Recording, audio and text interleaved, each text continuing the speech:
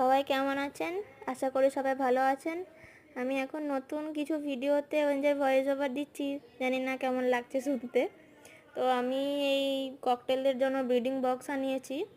আমার খুব ভালো লেগেছে বক্সটা। আমি ভাবছি বক্সটা কালার করলে কেমন হয়, কমেন্টে সবাই জানাবেন কালার করলে কেমন হবে। এমনিতেও এই কালারটাও ভালো লাগছে বেশ।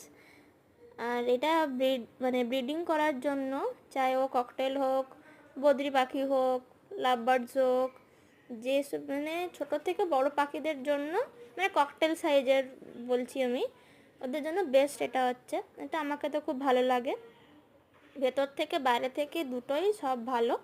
ঠিক আছে, আপনারা দেখে নিন। এই দেখুন, এই যে ককটেলদের জন্য বেস্ট বক্স এটা।